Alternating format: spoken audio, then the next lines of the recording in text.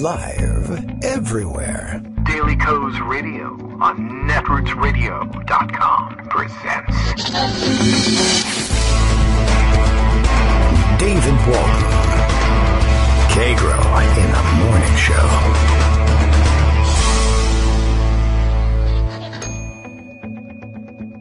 Now, here's David Waldman. Hey, good morning, everybody. How you doing? It is Thursday, June 14th, 2018, and our school year is over here at Kagro in the Morning World Headquarters, and so we are on summer hours once again, and you know what that means. I am not really sure. I forget from year to year what that actually means, and we'll rediscover it over the next couple of days, I am sure, but could be a little hustle and bustle in the background, but maybe not. Maybe everyone will sleep through the show. We got lots to cover today. Once again, no real clue how we even approach making sense of the flood of information, stupid and otherwise, which is available to us today. Occupying my time this morning, of course, a purported, and we have to say purported, a purported picture. We have to say purported because people just like to say purported, okay? Just like salsa. Purported salsa. That's what everyone would be saying if they had the chance. A purported photo, actually film footage, and it's still taken from the footage, of Donald J. Trump saluting a North Korean general during his visit to Singapore, which I'm guessing is probably sort of a violation of the kind of protocol approach he might have been advised to take with the North Koreans. If he was advised at all, we don't know. Sort of like a do not congratulate situation. I don't know whether there's any protocol normally for, I guess there's some certain protocol for what to do if confronted with the salute of a military officer of a foreign but allied military. And I suppose there's probably even protocol for what to do with a foreign and non-allied or even enemy military as well. But I guess in all likelihood, no one discussed it with Donald Trump, or even if they did, he had no ears for it to begin with. But it makes for an interesting propaganda photo for the North Koreans, and not an insignificant propaganda photo for many of us here in the United States either. I am sure that this is what the coal miners wanted, photos of him saluting North Korean generals, because we're all comfy and cozy with North Korea now, because Donald Trump said they're pretty good. He trusts them, so I guess it's all over with. And the families of Korean War veterans, of course, much relieved to know that he shared with us yesterday, I guess, aboard Air Force One, and you can tell because there's a sign behind him that says aboard Air Force One. He spoke with Fox News and gave another long and stupid and rambling interview, including a segment during which he seemed to be insisting that several times during the campaign he had been approached by the parents of Korean War veterans who wanted nothing more than for Mr. Trump to go to North Korea, make the peace, and to bring home the bodies of our boys left behind in North Korea and held prisoner, the remains held prisoner, and, you know, I guess, well, can you hold people prisoner when they're dead? Well, certainly the remains held by the North Koreans and never repatriated to the United States.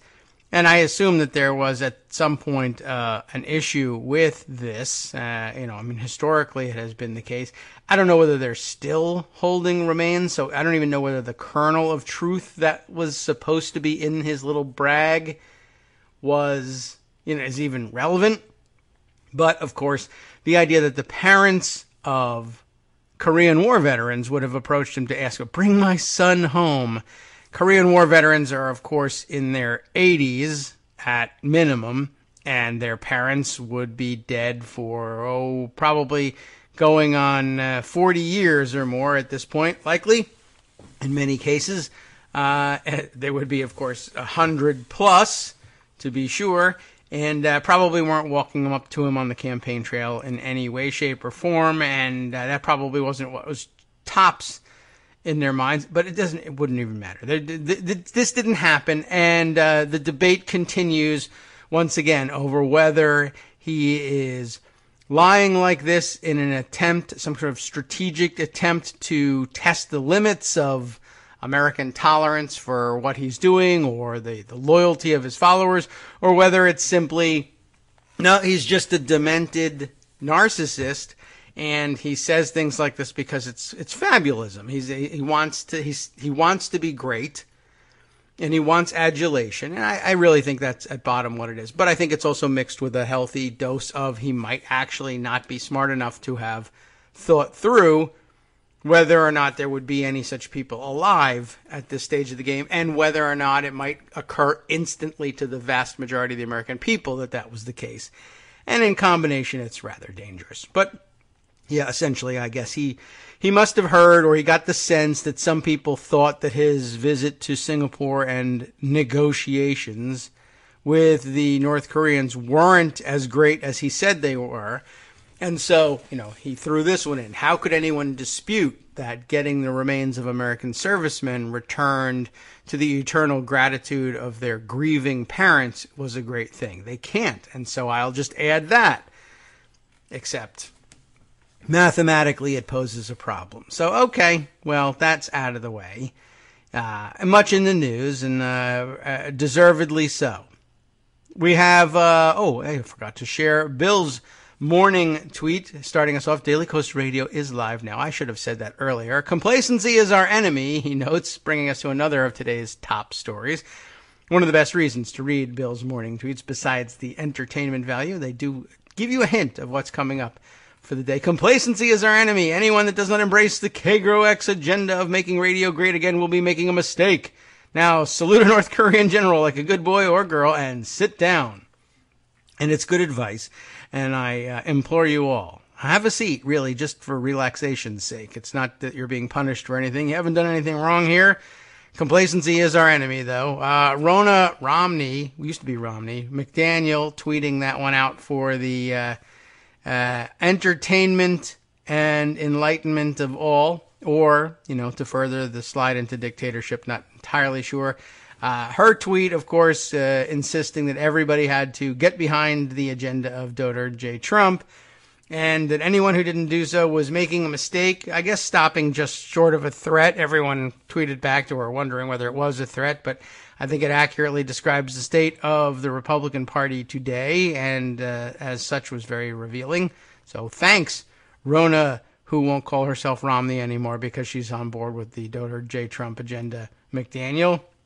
Thanks for reminding us what it looks like to be a captive. One day, someone will ask whether our remains could be repatriated to someplace a little bit more like America, from behind our walls and barbed wire in our own splendid isolation, I suppose. Well, hopefully that day never comes. And let's see, moving on. What a great day it is to wake up to. All right, Greg Dworkin. Perfect. You know what? This is right about the time where we ought to bring Greg in to help organize our thoughts as I flip over to Pocket and Twitter. I like to remind myself, what was I just talking about 5 minutes ago? One of the great benefits of working in an ephemeral media, almost exclusively for something like 5 years. I have no memory of what I said 10 minutes ago. What was interesting again? I can't remember. So we contracted out to Greg. What was interesting is Trump quoting the parents of Korean War veterans, yes, right? Right. And I think you missed the simplest, easiest explanation for all of that. Okay. He hears voices. Oh, that could be. He hears old voices. And he does. I think he has voices in his head, and they just tell him what to do. And he is one of those people who it's the Seinfeld view of reality. It's not a lie if you really believe it, Jerry. I guess so. So he convinces himself. He hears voices. He convinces himself, and then he goes ahead and does it. I believe it. Oh, look at this. Judd Legum juxtaposing Trump's salute with the NFL protest. Interesting. I wonder who's the less patriotic in this. Exactly. Let me read you this one from First Read from NBC News. I always like reading that. It's a combo of Chuck Todd, Mark Murray, Carrie Dan. Some other people contribute to that at various times. This one says, Trump praises a dictator, and that has consequences. Yeah. Yes, he praised Putin during the 2016 presidential campaign. Yes, as president, he's spoken favorably of Duterte of the Philippines. But for anybody who's covered American politics over the last few decades, President Trump's remarks about Kim Jong-un to Fox News' Bret Baier were jaw-dropping. Bret Baier, yes, that was the guy. Bret Baier. He's a killer, Trump. He's a tough guy. When you take over a country, tough people, and you take over from your father, I don't care who you are, what you are, how much of an advantage you have. If you can do that at 27 years old, that's like 1 in 10,000 who could do that. So he's a very smart guy, great negotiator, but I think we understand each other there. But he's still done really bad things. Yeah, but so have a lot of other people. Yeah, great. Ultimate whataboutism, but all right. Yeah. Right. Besides the shoulder shrugging or the muted reaction from GOP lawmakers, that's now the best way to know when they're comfortable with something the president said, there's an important consequence of Trump's praise of dictators and authoritarian strongmen. What happens when the U.S. is no longer the world's moral compass? So the three major military powers of the last 70 years, U.S., Russia, and China, the U.S. was the only one that promoted democracy, human rights, and individual freedoms. Of course, the U.S. didn't always live up to those ideals, but it was the only power talking about it. So what happens when the U.S. stops talking about them? What does it mean for world affairs? Does anybody else fill the void? Don't forget, China's ready to fill any void. Yeah, like spray foam insulation. They can fill any void. So it'll fill any void. And while Trump praises dictators, he calls the news media the enemy. Great. So that's scary. I'll just mention this because I don't want to forget about it. I don't have a lot of segments on it to talk about, but the Inspector General report's supposed to come out today. Yes, and that will end in disaster. Yeah, probably, like everything else he touches. But I do want to go back to this immigration stuff. We have some experts weighing in on this that I thought were quite interesting. This one is Ben Engel. Ben Engel is a PhD candidate at Seoul National University, modern Korean history research assistant at the Institute of Peace and Unification Studies. That sounds nice. Yeah.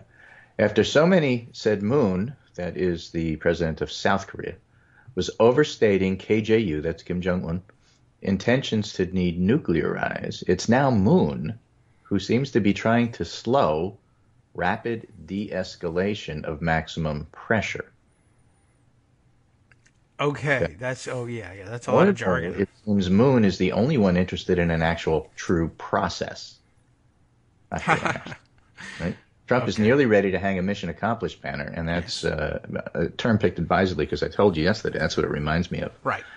The media fawning over something that isn't actually true, which is all optics, except that in this 24-hour news cycle, they've already forgotten it and moved on to, talking about Michael Cohen being indicted and what's going on with immigration. Those are the stories that were dominating the news yesterday and will today. Trump is nearly ready to hang a mission accomplished banner. North Korea has more than enough wiggle room now and will be in no hurry to denuclearize if resources needed for the economy are flowing from China. So as I said the other day, in the wrestling between North Korea and South Korea, North Korea is a far stronger position today thanks to Donald Trump. Moon can grab hold of the peace process and run with inter-Korean cooperation and exchanges, which I hope he does. But progress on denuclearization will grind to a halt now that it appears there's a lack of will to act in Washington. Any concrete deal on denuclearization in the near future will open up further scrutiny on Trump for what he does or doesn't get. Opens him up to attacks on a weaker deal than the one he discarded in Iran. The photo op is over. Details are risky. I expect Moon to keep working hard to push the process forward, but I don't see Trump sticking his neck out again like he did with the Singapore summit. There's nothing in it for him personally, even though continuing the process is in the best interest of the U.S.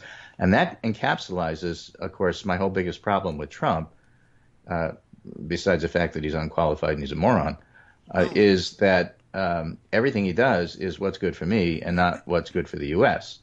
Now, that's, arguable when he's doing stuff domestically because there's people who support what he's doing. But when he's doing it on an international scale, it's just unconscionable. So, there's that. Yes. That seems problematic. Okay. James Acton, who's co-director of Carnegie something. He works at Carnegie Endowment. Carnegie Policy National Security. It's Carnegie PP. I don't know what that is. I have an idea. and senior fellow, Carnegie Endowment, nuclear policy, national security, occasional agonizing about the Washington Nationals. That's his. Carnegie Endowment is where he works. Yes. Carnegie Endowment / experts. That's what he is. Carnegie Endowment is what you want to talk about when you're trying to figure out what the Carnegie PP is.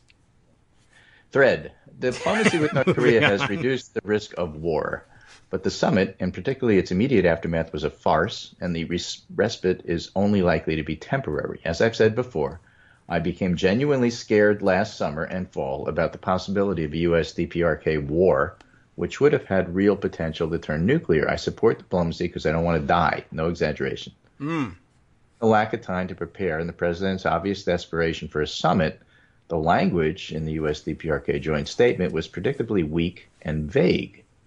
Generally, the language is in line with past agreements, but so much for not repeating past mistakes.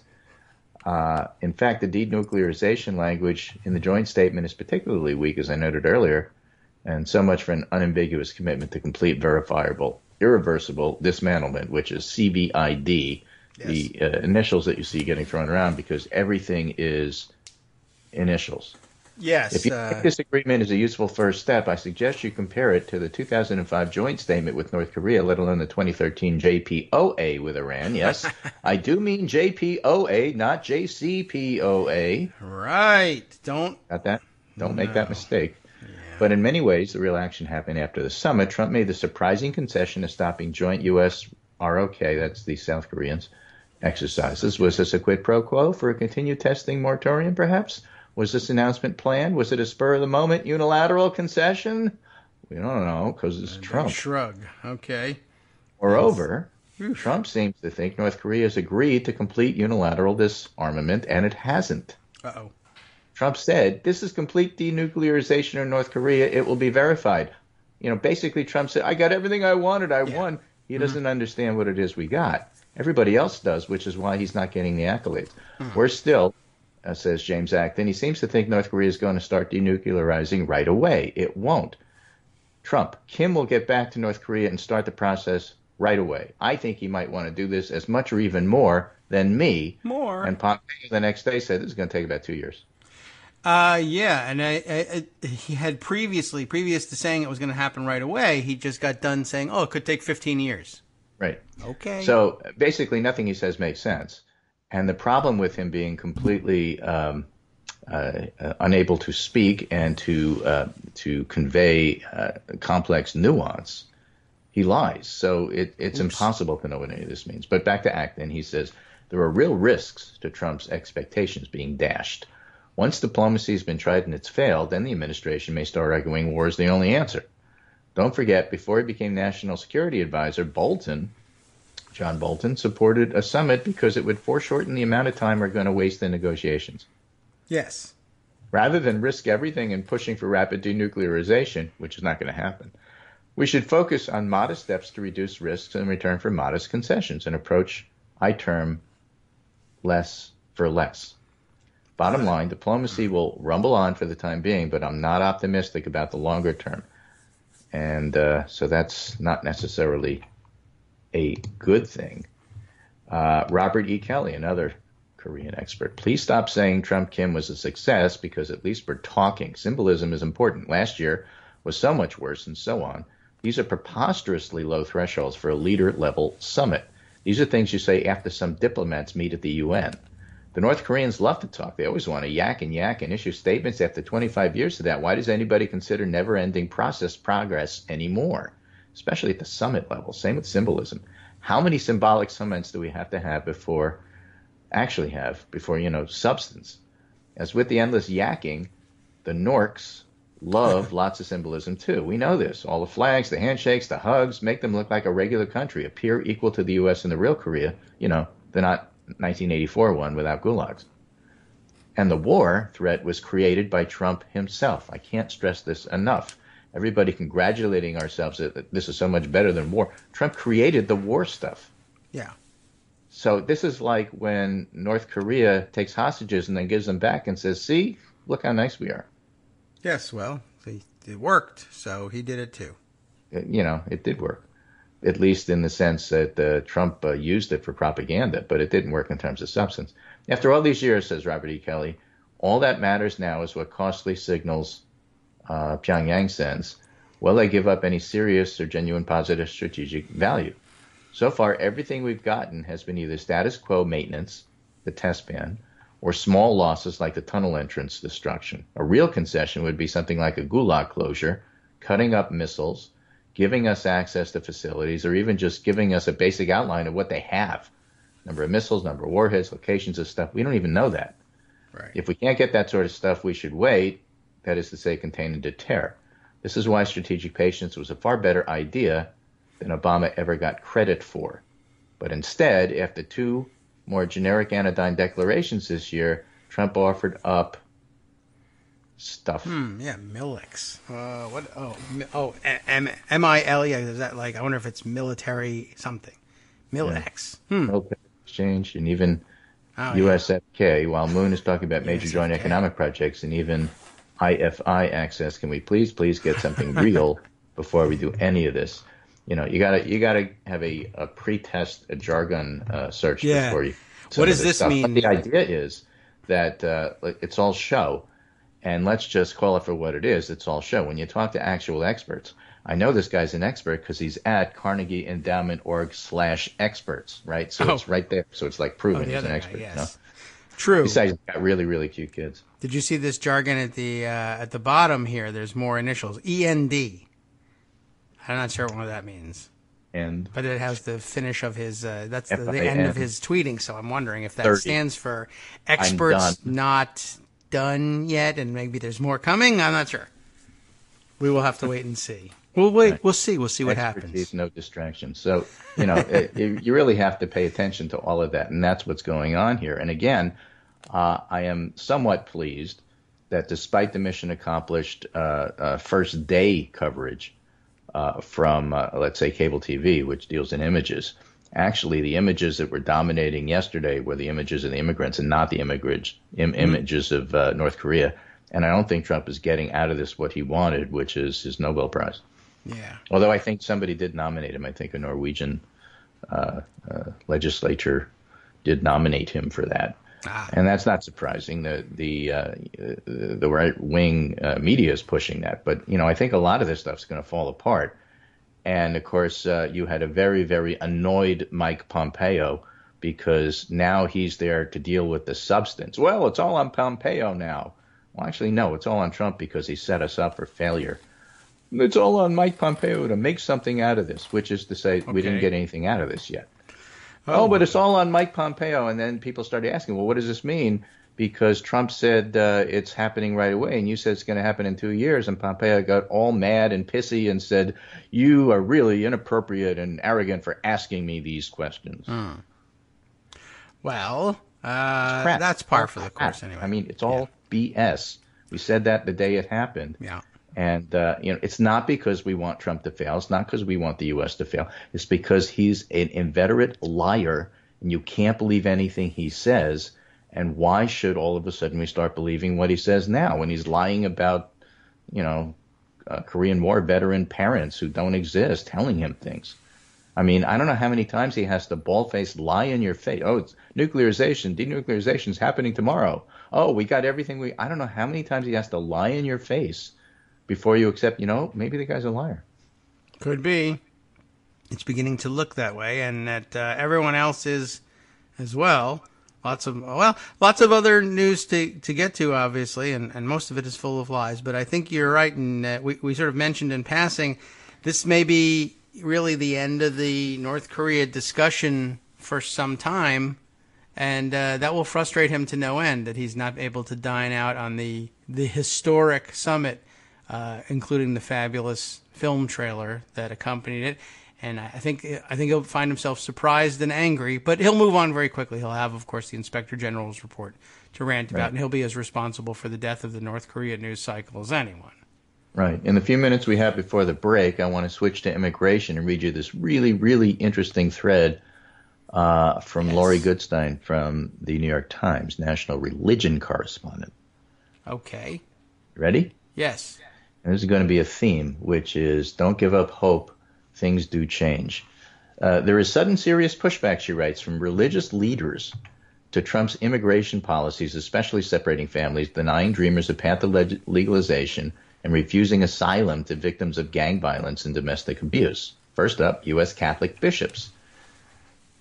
The Catholic bishops are actually saying that there's a chance that they will hold off on things like communion if you support separating families. That's not a bad idea. Families are the foundational element of our society, and they must be able to stay together. Southern Baptist Convention passed this. Resolved, we desire to see immigration reform include an emphasis on securing our borders and providing a pathway to legal status with appropriate restitutionary measures, maintaining the priority of family unity. And an even bigger group of evangelicals has sent a letter to President Trump saying families seeking asylum be kept together because of the traumatic effects of the separation on these young children, including Franklin Graham, who said it's disgraceful and terrible to see families ripped apart. Well. So when you have somebody like Franklin Graham calling it disgraceful, this doesn't make Graham a good guy. But that's a change worth noting, she says. Some of these religious leaders are the very same evangelical Southern Baptists and Catholics who helped Trump build his base. So he's getting pressure from the base to do something about it, which is why the story of the discharge petition, which put pressure, even though it didn't happen, is something we'll cover after the break. Yeah, wow, that's actually quite a development. I am hopeful that it will hold sway. Nothing will happen. They never change. Well, actually, what happens is sometimes everything crumbles all at once. I guess it can. And this is, look, I'm that glad they did support this. For Trump, folks. Just keep that in mind. Franklin Graham could very easily have just said, well, it's terrible and we oppose it, but. I mean, he could have given a but or a what about. And he didn't even bother. Yeah, interesting. All right, well, good on everybody for at least turning up the pressure. Trump's not a religious guy, but he loves religious cover. And I guess if you remove that, he'll take notice. We'll see.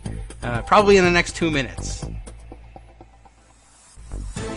Hi, it's me, David Waldman, your host for Kagro in the Morning, interrupting this little break to say thanks so much to all of you who are contributing supporters of Kagro in the Morning. Thousands of you are downloading the show each day, but fewer than 1 in 25 regular listeners are donating to help keep us on the air. For the money you'd spend on a single 3-minute iTunes song, we bring you 2 hours of great news and entertainment every day, 5 days a week. Patreon.com, Patreon.com makes it easy. You can find us there by searching KagroX or David Waldman or Kagro in the Morning or even Daily Coast Radio in their search box, and you'll be right where you need to be to make easy, recurring, monthly contributions to support our show. Once again, thanks so much for your support.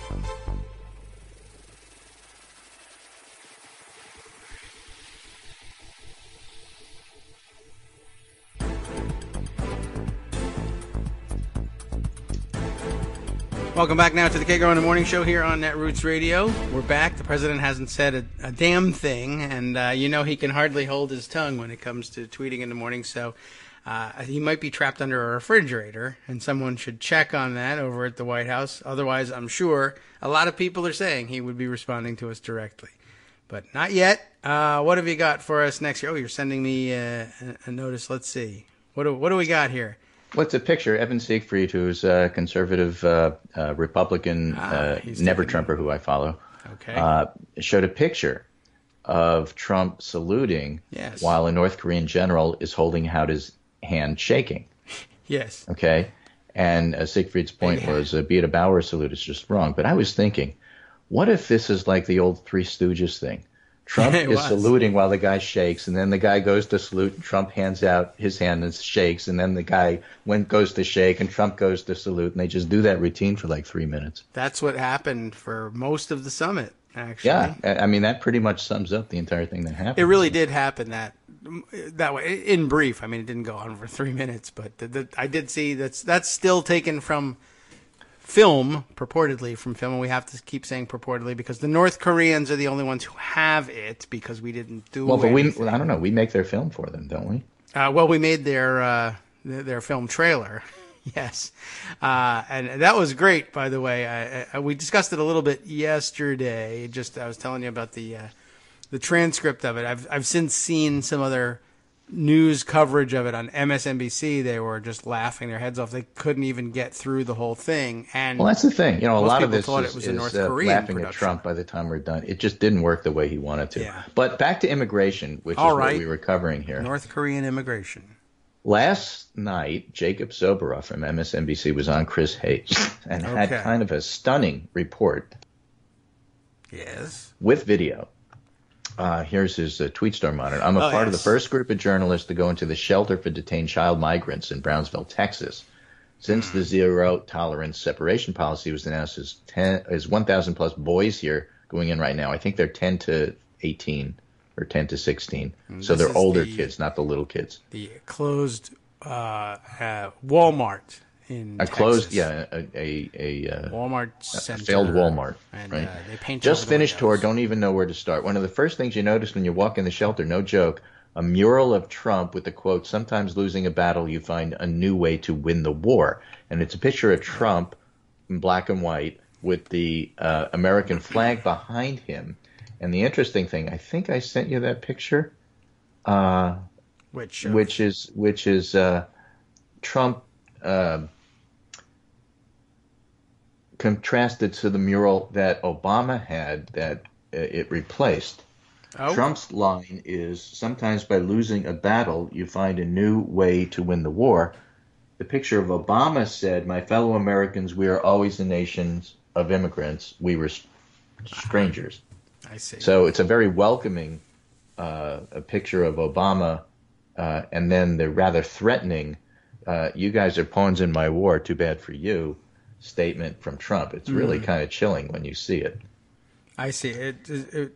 Now that I can see it, I understand it a little bit better. I was sort of the initial report, like you come in and there's a mural of Trump, like, well, wow, that's sort of like, well, that's a little North Korean. Yes. Well, it does look a little North Korean. That's exactly right. It looks kind of dictatorial there, but when you see them in context, it's even more chilling because of what it replaced. I guess that's true.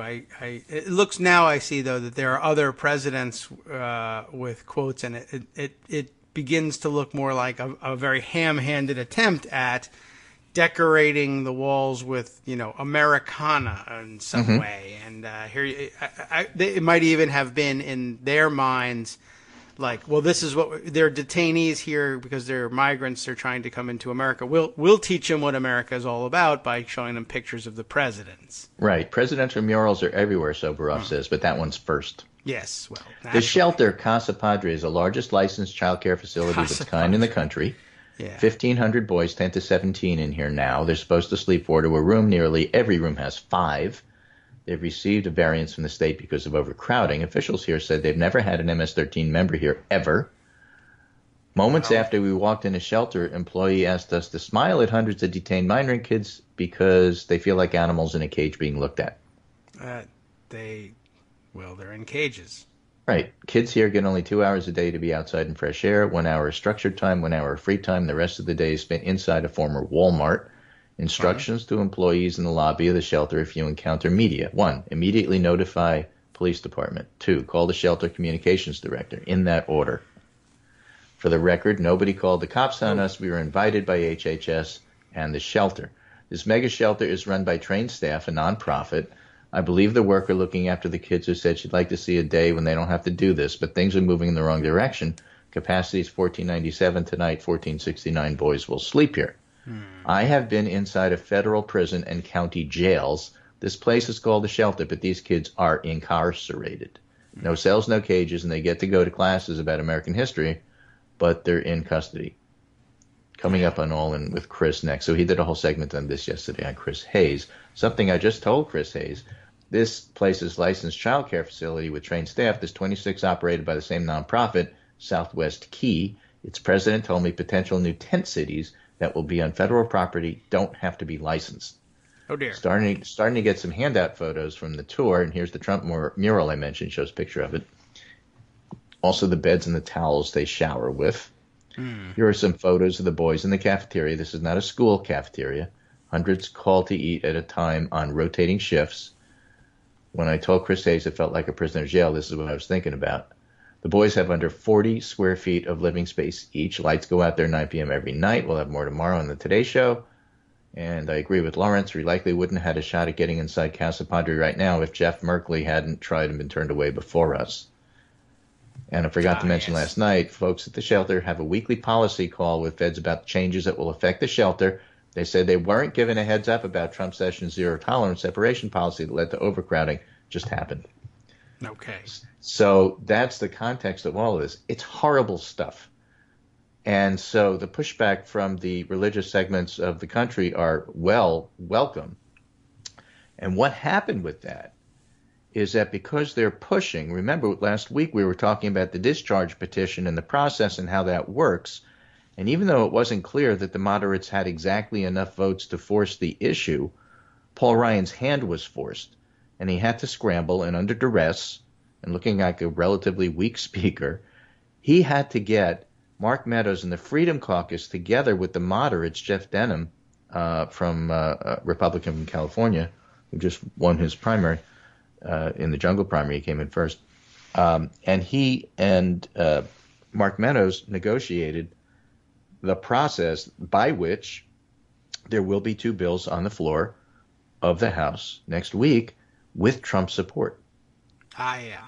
Okay. With Trump support. Why is Trump supporting that? Well, one of them is the Goodlatte bill, which is fairly conservative, and I can see why Trump is supporting that. But I think that the evangelicals and his base are actually pushing him to support at least letting it come to the floor. So pressure works, and the idea that nothing will happen and they're immovable isn't true. The support for the super hard line, I think, is crumbling, and there will be language in the provisions that are on the floor next week, according to both sides, including Mark Meadows, that will prevent the separation of kids like this. Okay. Well, that... we'll see. We don't know. We haven't seen the language, but that's what both sides are saying. Well, when they say both... Well, I guess we'll have to wait and see, but they may mean that we don't know both sides agree that there will be language in the bill slated for defeat that has that. Maybe. But you know, the pressure from the evangelicals in particular makes me think a little bit more optimistically about what might actually happen. Okay, I would say that's fair. A little more optimistically. That doesn't mean you can't have a generally pessimistic view of it, but of course. less so. I mean, the whole thing is horrible, and it's not going to be less horrible if a bill passes, but it's better That's also true. than nothing. And there'll be money. There'll be the original Schumer thing, 25 billion, zillion, gazillion. Bitcoin, Dennis Rodman dollars for border security, which doesn't mention a specific wall, in return for DACA provisions and not separating families. That's not a bad deal. Considering what the alternative could be. And, of course... we're looking at the alternative, it's not a bad deal. You don't need to consider very deeply or theorize what the alternative would be. And then looming over it all is the assumption that the Trump administration values the rule of law. So, okay, we'll pass a law. There it is. It might even be signed. But a lot of times what you have to do is you have to go through the motions of process and then hold them to the process, not assuming that in their heart they really like it. Right. It's the whole thing about forcing somebody out because they, let's say, abuse staff and were caught doing it, and they say, well, I need to spend more time with my family. Right. I'm not forcing you to spend more time with your family. I'm not forcing you to like your family. But you're following the process, and that's okay. I guess that's true. And, theoretically, we could say, you're lying. You're not going to spend more time with your family. And until you can prove to me that you are going to spend more time with your family, you're not allowed to leave. Well, no, wait a second. We want this guy gone. Exactly. Hold on. So there's times you just have to step back a little bit and not hold things. Understand. And I think that's oddly enough, I believe we've made a reasonable analogy. Not a reasonable, but one that helps us understand the unreasonable reality. Right.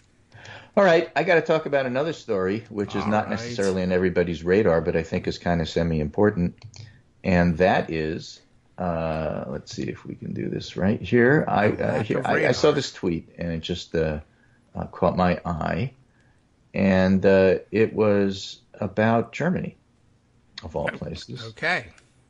Germans love David Hasselhoff. Tom Wright writing on Twitter, biggest story you're likely missing right now, Merkel in an internal party crisis in Germany over migration and could lose a confidence vote this week, leading to her resignation. Situation in Berlin on a knife edge. I'm not sure it's that dire, but let me just set up a little bit in terms of my poor understanding of what's happening here. Remember, I mean, one of our listeners wrote in and said, listening to Dworkin is like that the neighbor that sits at the fence, between the property and just tells you everything as if he knows everything. Yeah, I didn't know how to take that. I thought it was pretty funny, but this is your neighbor telling you, I don't know a thing about this, but I just think it's really fascinating and important. So I'm going to set up the story, and obviously there's going to be more questions than answers. And one of the ways I don't know anything is, first of all, I don't have /expert next to my name on the URL for my account. And also, I'm going to mangle all of the German pronunciations. I'm telling you that in advance. I'm sorry, I can't help it. I don't speak German, but it's interesting stuff. After we do this, we're going to get back to American elections. But here's the thing. There is a coalition party that runs Germany, the CDU, which is Angela Merkel's party, and in coalition with them is the CSU. And the head of the CSU used to be the chancellor of Bavaria. Bavaria is a very large, rich, important state, Catholic and conservative. Great cream and, as well. Terrific beer. But this guy, whose name is Horst Seehofer, really? Okay. He would really like to be chancellor, and he is Merkel's rival in the coalition, and he's much more conservative on immigration. And Merkel made a decision a couple of years ago to let immigrants in, which I think was the right thing to do. She thought was the right thing to do. Yes. But the immigration question in Germany is roiling Germany, just like it is Italy, just like it is all the other countries. And it's a very fluid situation. Just to give you an idea how fluid it is, I think there was a boatload of immigrants from Africa that was turned away from Italy, but then wound up finding a place to go in Spain. Spain now has a socialist government as of like 10 days ago. So things change quickly. But Seehofer would, I think, himself like to be chancellor, and this is an intra-party discussion that's going to come to a head next week over specific immigration policy. So the story reads here from the European version of Politico. Oh, okay. Germany's Seehofer invites Salvini, that's from Italy, for migration talks. And the pair of interior ministers fully in tune on migration and security matters. Now, Italy just elected a populist government, which is a nice way of saying it.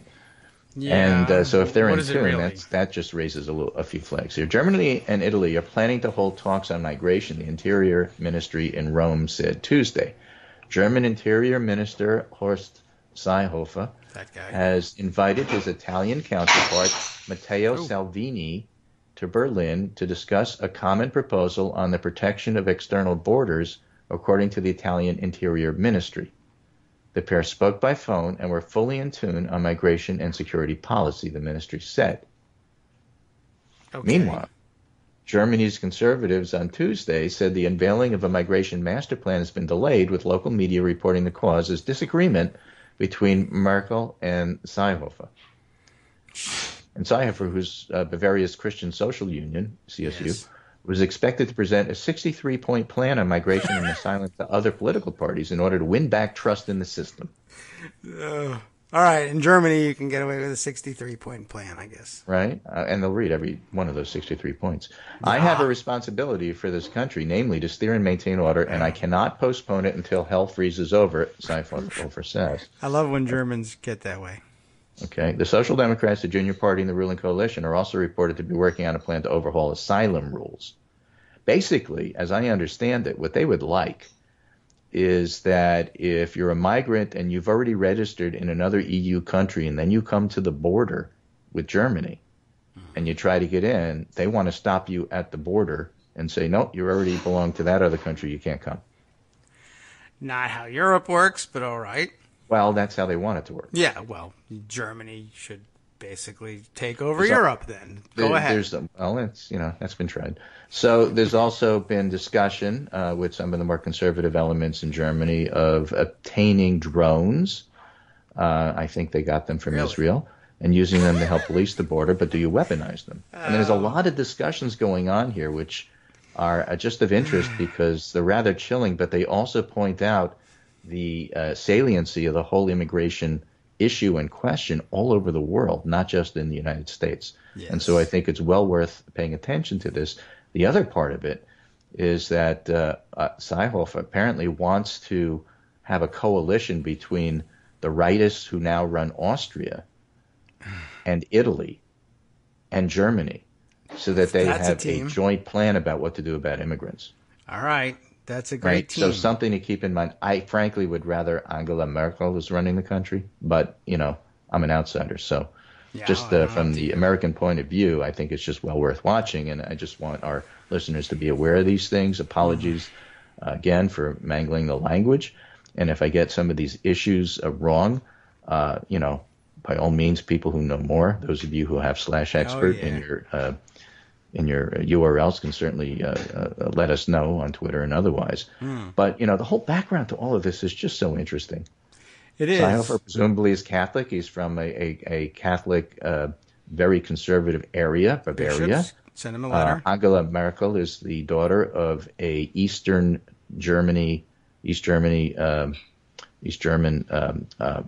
pastor. Oh. I mean, completely different worldviews growing up. I'm sure it has a lot to do with how you look at immigrants and so on and so forth. Yeah. It's just, again, more complicated than I can understand, let alone explain. But it's a really interesting mix, and I just think worth paying attention to. It is. And, it's as I'm making remarks about the historic implications of German-Italian axis of cooperation, etc., things like this. But everything, all the confounding information, obviously things have changed and you can't put that much faith in the labels or things that one day, in the past might have been viewed as odd pairings, like, for instance, getting your drones from Israel, which probably pleases no one. Israeli drone salesman, I suppose. Noting, as you did the previous story about the evangelicals and the Catholic bishops speaking up on issues of migration. This is a fight between the Christian Democrats and the Christian Social Union, and I guess social doesn't mean anything more than it did for the Nazis in this case. Well, liberal doesn't mean what you think it does in places like Australia and Canada either. Exactly. You have to pay attention. So, that means no more memes for me about how Nazis were National Socialists and therefore leftists. And once we agree on that, then I won't hold you to the Christian part of the party names here either. But very interesting and convoluted. And I saw a lot of pushback. I saw the same tweet you did in terms of the warnings about Merkel's current position, and a lot of pushback, but I don't know from which direction about, don't be too worried about it. She's a horrible leader. And I'm sure there are people in Germany who think so, and I don't know what kind of people they are. And she's all I've known. I know nothing about German internal politics, and so it may be that there's a better alternative out there even from our perspective. But hey, don't worry about it. Hillary Clinton's terrible. Yeah, right. I mean, lots of people said that too, and that was mostly wrong. So, okay. Anyway, and something to keep an eye on, certainly. As we've mentioned before in the show a couple of times, people have put a lot of stock in Merkel as the new leader of the free world, and were she to see her government collapse, presumably that's not a good thing. Right. Now, that hasn't happened, and that may be a little bit, exaggerated in terms of what's going on here. It may turn out to be the case that she, in fact, actually wins that vote of confidence, and she remains head of her party and therefore head of the country. But rivalries in terms of who wants to lead are powerful enough so that they, that's their consideration, just like the Republicans worry about getting reelected, not what's good for the country. We know how that works. So it's not like for the good of the country and the world, and especially the free world, that Angela Merkel leads, we'll step back and let her do her. Well, that's not how it works. No, not locally. I see power. I see the chance to lead myself, and why would I not take that? That's what they're supposed to be doing. Yeah. Quite honestly. Okay. Well, we'll keep an eye on it, and especially if my friends came to power in Italy and Austria, why shouldn't I? Right. I'm jealous of them. I see this immigration issue as being the key for me winning. It worked in America. Why can't it work here? Yeah, right. They might not even be looking at Austria and Italy. They might be looking at us. It's our fault. Don't turn your head away. Well, we've done a lot of things wrong, starting with November 2016. But, let's see if we can make it right on the immigrant children here at least. This is Greg Dworkin speaking to my good friend David Waldman, Kagro in the morning. That's it for me this week. Oh. I will be back on Monday, but you got a show to do tomorrow. Actually, you got a show to do for the next hour. Sorry. It's up to you. Right. I know. I'll have to figure out if only there were some things going on or news or people talking about stuff. Then we'd really be golden. Anyway, let me end this with a little bit of insight about elections, which I thought was interesting. Okay, this is Amy Walter from Cook Political Report. I really like her as a political analyst. She says, why aren't GOPers pushing back on Trump? Is it all a cult thing, a don't poke the bear thing? Both play a part, she says. But the bigger reason is that Congress has absolutely no idea how to play its constitutional role. What she's getting at here is that, to your point of when you elect, congressmen in a box, candidates in a box, it doesn't mean that you know how to govern. Most of these members, especially on the GOP side, have been elected since 2010. They ran as anti-establishment, anti-Washington. They see themselves as individuals, not members of Team America. Moreover, and I make this point a lot, candidates have been running for years with the message that Congress is broken and stupid. And then in comes a president who isn't from politics and says, yep, they are. Voters believe this, too, since politicians have been telling them for years how incompetent Congress is. And by the way, when the Republicans are running it, proving it. So in comes a POTUS who says, these guys suck, trust me to fix it. And voila, voters say, well, of course, Congress, you stay out of the way and don't mess up. And here we are, members of Congress willing to cut out their own branch of government on reining in the executive branch because just about everybody, themselves included, don't think they're capable of doing anything constructive. Oh. That's all right. But that's their observation. Okay. Naturally, I have also been temporarily distracted by a photo of a woman with her head stuck in a truck's exhaust pipe at a music festival. What's a rather large exhaust pipe, to be fair. Okay. And for all I know, she or has a small rather head. Small head. I don't know that, but that's just the guess. It just looks like a pickup truck to me, and maybe they've modified it just a little bit. But it happened at monster trucks at a music festival. I'm pretty sure they call them monster trucks. They eat your head. So the other observation. What kind of music festival do you think it is? The other observation I would make about elections. Elections is that people get too distracted with making the wrong conclusions. Because it's like easy. Oh my gosh, Mark Sanford in South Carolina lost, and it's because the party has become so Trump that you can't say anything bad about Trump, otherwise you'll lose. Mm-hmm. Okay, and there's truth to that, but maybe it's not the entire story. What? Well, so our friend Dana Hall, who's been known to run a campaign or two, has this tweet thread and says, I just looked at Sanford's FEC reports. People are getting this race wrong. Sanford lost because he didn't campaign. He had 0 disbursements for staff, none. January 1st, 2018 to 5/31/2018, he had $165,000 in media production and $85,000, which may have been airtime, but no campaign. Okay, one of Sanford's biggest failures, as allies say, letting Arrington drive the Trump message with so little in return. She got up on TV. He let her define him. But here's what's really crazy. On May 23rd, Sanford had almost $1.8 million in cash on hand. Maybe he spent all of it on TV and mail, but even if he did, he appears to have had no campaign infrastructure, no staff, no office. It's possible much of the money was general election funds and he couldn't use it. So it's possible that Sanford had no campaign because he had no money. This is interesting because compared to previous pre-primary periods, he spent a lot more, but he also got a lot more votes. He got 30,000 votes, and that's more than he got the last time. So Sanford losing is less Bob Inglis and more Eric Cantor. It's defeat by laziness and negligence. Oh. And it appears Sanford did spend a good chunk of what he had in the final weeks, but the warning to Republicans, the Mark Sanford loss shows you should not oppose Donald Trump if you want to be reelected, but you don't want to actually campaign for reelection. Now, a couple of things to add about that. And we talked about this a little bit. The people who run the Republican campaign committees had told their staff had told their people, had told their backbenchers, had told their members of the conference, you got to get out to your districts and start campaigning. Don't just assume you're going to cruise into power. You guys are in trouble. You better start raising money. You better start going out there and campaigning, or you're going to lose. That was a dire message that the campaign committee was telling to their members.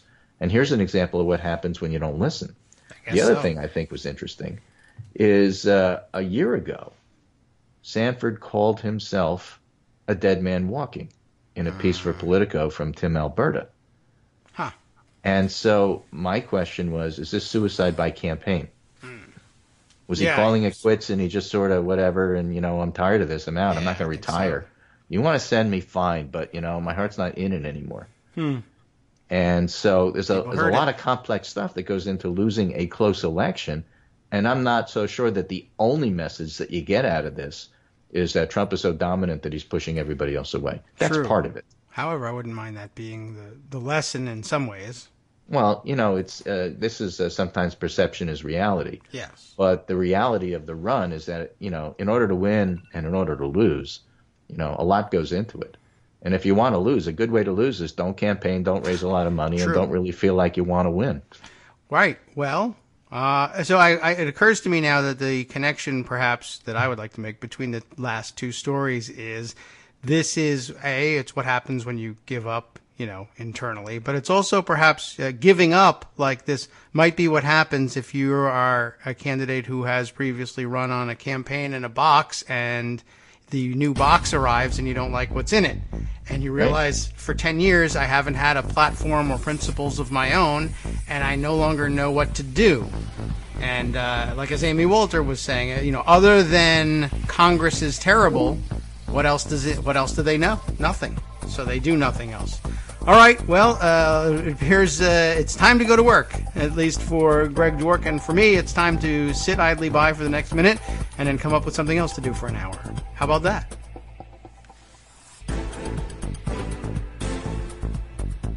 Welcome back now to the Kagro in the Morning Show here on Netroots Radio. Thanks very much to Greg, pardon me, for joining us for the first hour. It's not a question, of course, of figuring out something to talk about, but weeding through those things we have to talk about and trying to weave some sort of coherent narrative out of it. That's not an easy thing to do. But by way of update, in case you were wondering, and I know a lot of you were puzzled, what sort of a music festival could you possibly be at and find yourself with an opportunity to stick your head up a pickup truck's tailpipe and get it stuck?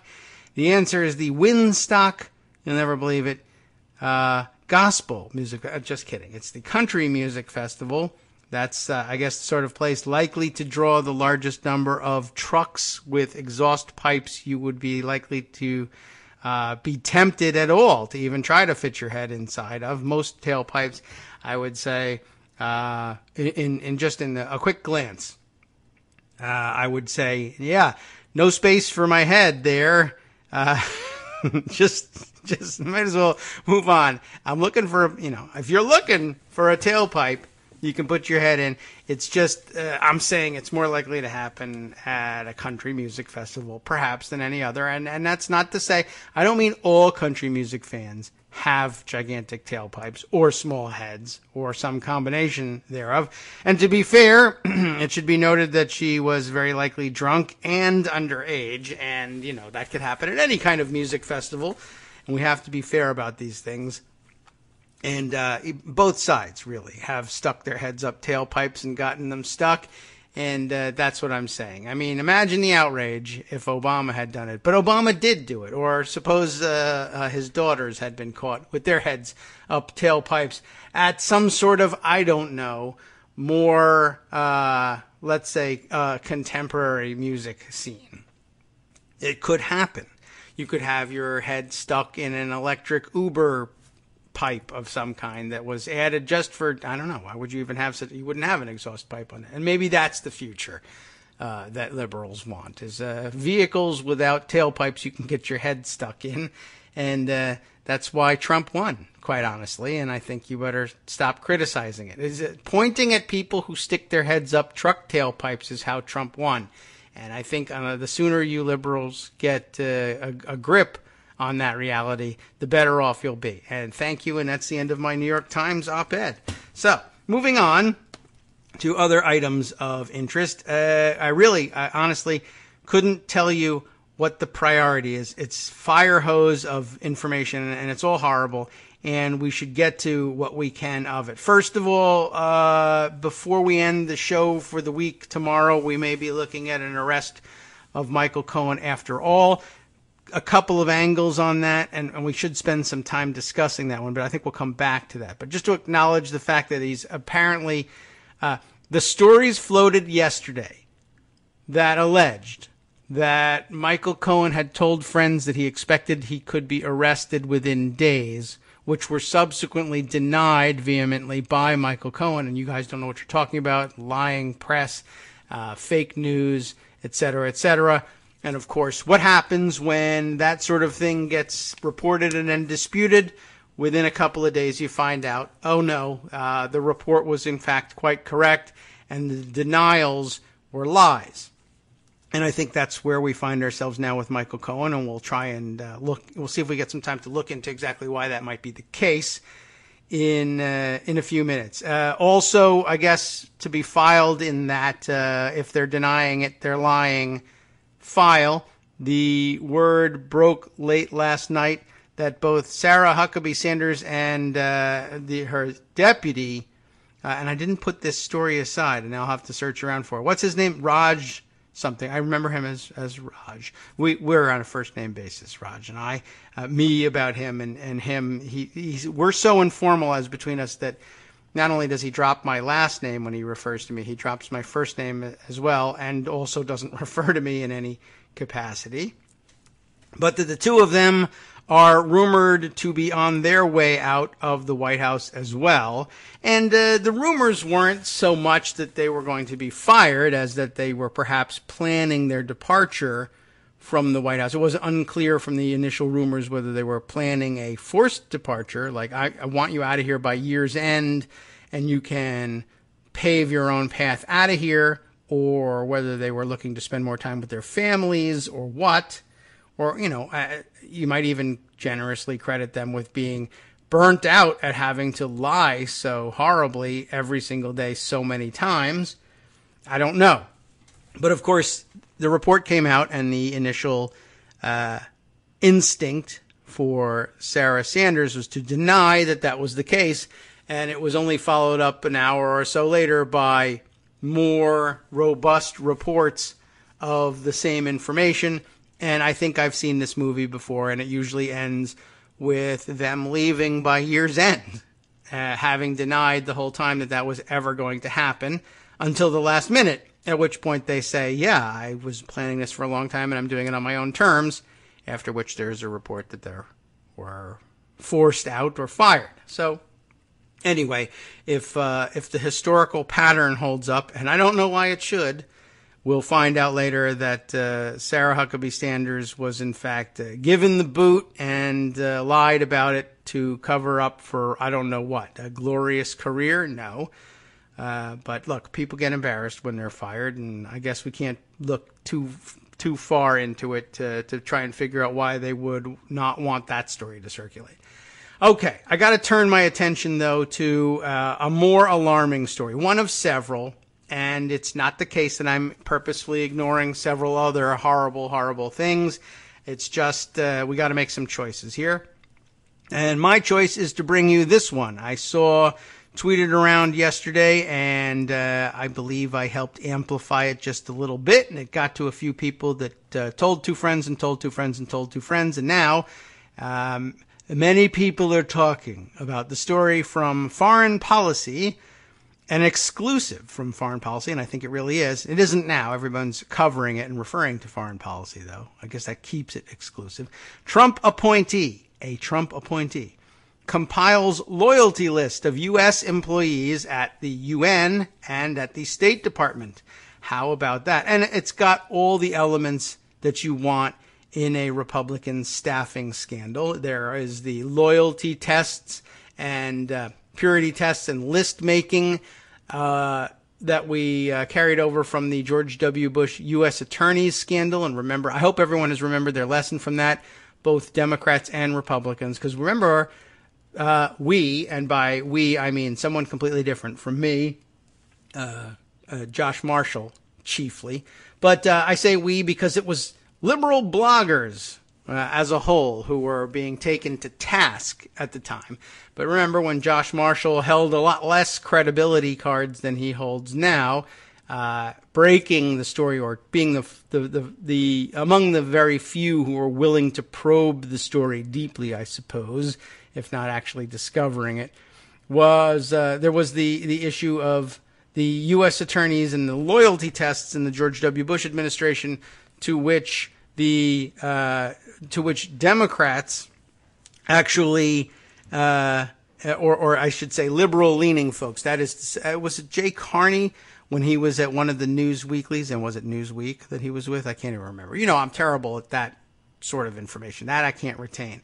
But I think it was him who later went on, of course, to be, was it press secretary or communications director? I don't remember the title they gave him in the Obama administration, insisting that the dirty effing hippie bloggers were beyond, in over their heads, beyond their depth, in insisting that there was a major scandal in the politicization of the Justice Department under George W. Bush. But once again, the DFHs were entirely correct about that. He corrected the record later on and said, I'm mistaken about that.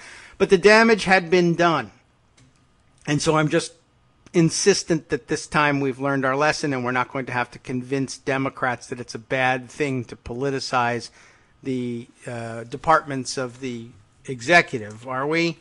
I hope not. Anyway, it's happening again. Plus, it also brings us the very special flavor of the George W. Bush administration. And this is a great story in case you thought George W. Bush was in any way redeemed or rehabilitated by the horror that is Trump. We have been here before, and in many ways, everybody's horn's getting tooted here, but why not do a little bit of my own here? In many ways, it's similar to the arguments that I made in 2009, some of which I had the opportunity to make directly to the president himself. This is just an ongoing pattern with Republicans, and I'm sure that somebody could illustrate similar patterns among the Democratic Party, but they usually don't involve horrors like this one. I don't think. Maybe I'm wrong. Convince me, but do it on your own show. This is ongoing patterns with Republicans. You get more of the same and worse if you don't really do anything about it. I mean, no one was held to account for the U.S. attorneys scandal, and so guess what? Here we are, just one Republican administration later, doing the same thing and worse. All right, I might as well tell you the story now. Again, the headline in Foreign Policy: Trump appointee compiles loyalty list of U.S. employees at UN and state. I don't know how she says her name. It's M-A-R-I. I don't know if she gives it a pretentious pronunciation like Mari, or whether that's just Mary, but with a funny spelling. Mary, let's say, Stoll's arrival at the State Department's International Organization Bureau is triggering an exodus of top career staffers. Bad news for those of us who like a professionalized State Department. Good news for Trump and his minions who think anyone who has experience in anything is an idiot and should be dispensed with immediately. So I don't know whether she's Mary Stoll, Mary Stoll. If anybody has any idea, you can let me know. I'll see if I can pick up your note at the KITM hashtag on Twitter. Thank you, though, in the meantime, for the mighty OCD sending me videos of people stuffing things in tailpipes. And, yeah, this is, of course, Eddie Murphy from Beverly Hills Cop and the famous banana scene. Bananas, I believe. Craniums, I don't. But I did see it with my own eyes. All right. So what's Marisol, perhaps? Could it be short for Marisol? Stoll up to? I don't know. She's looks like a white blonde lady. Could, in fact, be short for Marisol. Just don't know. And I would explain things. But if it's just a goofy spelling of Mary, that's lame. Anyway, here's the real story. A senior advisor to the State Department, appointed just 2 months ago, has been quietly vetting career diplomats and American employees of international institutions to determine whether they are loyal to President Donald Trump and his political agenda, according to nearly a dozen current and former U.S. officials. Now, here's the part where I was going to say, I never did get to make my point, but here it is, that there was another borrowed element from the George W. Bush administration. Think back to Michael Brown. Mike Brown, heck of a job, Brownie, the head of the Federal Emergency Management Agency during Katrina. And you'll recall everyone was puzzled as to why Mike Brown and what might his prior experience as a judge in the Arabian horse show circuit, what relevance might that have to federal emergency management? The answer, of course, made itself evident in the handling of Katrina. The answer was none, but boy, did he do a heck of a job. Ready? Okay. Marie, maybe, Stull. I just have to refer to her as Stull. Ms. Stull here, a former food and beverage lobbyist turned wine blogger under the name of Vino Vixen. I can't complain too much. Kagro, really? What does that even mean? Okay, but Vino Vixen. By the way, interesting. I'm surprised that it didn't go the other way. Wine blogger turned food and beverage lobbyist. I suppose it's, I guess it's understandable the other way around. First, food and beverage lobbyist, cheesy way, if she covers the cheese industry, I don't know. Cheesy way to make a living, to be sure. And I could see then that you might, in your side venture, be a wine blogger. That's something you could do as a hobby. And then I guess she must have found a way to do that professionally. If they mean that it was professional. A lobbyist turned blogger makes me, I hope that she was getting paid. Anyway, so what was Vino Vixen doing before? Or what has she been doing since her attaining fame as a wine blogger? She has been reviewing the social media pages of State Department staffers for signs of, this is a great terminology here, ideological deviation. They don't even enclose that in scare quotes. It's just laid right out there. Stull has been reviewing the social media pages of State Department staffers for signs of ideological deviation. She has researched the names of government officials to determine whether they signed off on Obama-era policies, though signing off does not mean officials personally endorsed them, but merely cleared them through the bureaucratic chain. I want to stop again on that point just to highlight that reality. Remember that career officials at state who could have signed off on Obama-era policies would have been doing so precisely because they were in the business of separating their own personal political preferences from the execution of policy on behalf of the President of the United States. They were loyal to the government and institution they served and not the president under whom they served, and approving Obama-era policies was simply a matter of ministerial function. But of course, the Trump administration seeks to undo that and to reverse it and to cause bureaucrats inside state and other departments to invalidate previously valid policies of the Obama administration simply because they were policies of the Obama administration and they irritate Trump as such, and so he wants them out of the way.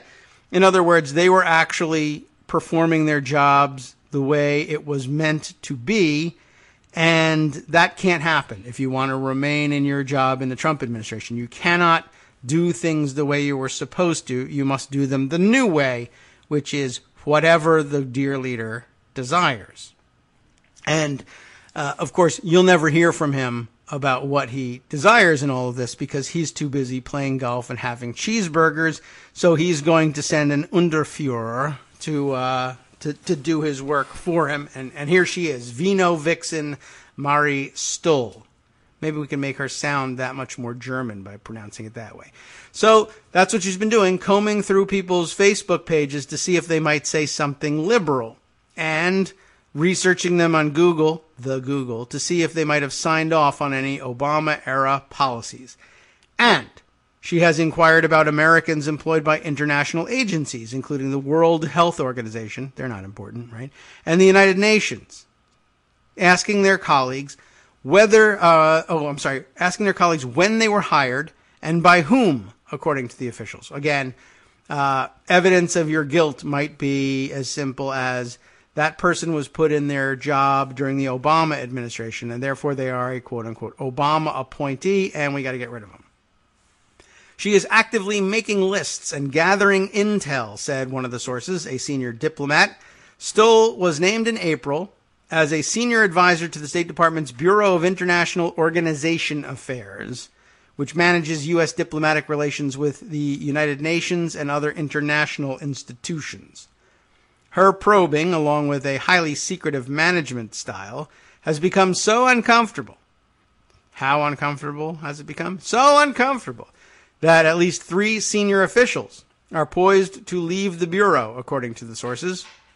Officials there have warned some Americans employed by the UN to sidestep traditional meet and greet sessions with the department's upper management in order to avoid drawing attention to themselves, although I wonder whether not being present by itself would be a red flag for these people now.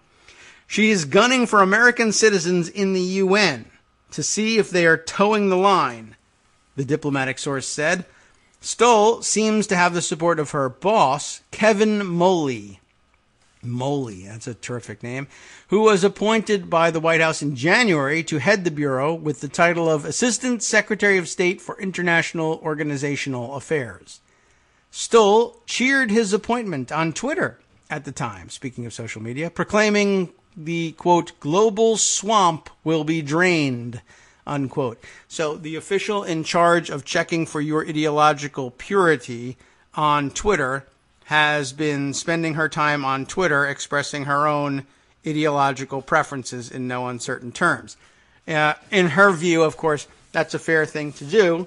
After all, she is combing social media to find out if you are saying anything liberal, and if you are, that is ideological deviation. Her cheerleading for Trump on Twitter is ideological purity, right? What she's looking for is deviation from Trumpism.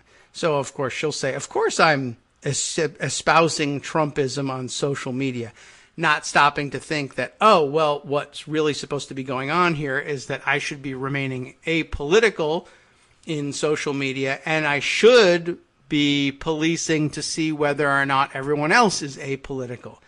And, of course, I am sure that if you are apolitical on social media, but she suspects you nonetheless, if you were appointed during the Obama administration, the fact that you're not affirmatively upholding Trumpism and Trump-related values on social media would be suspicious enough. That, too, is probably ideological deviation if she feels like she needs to get rid of you.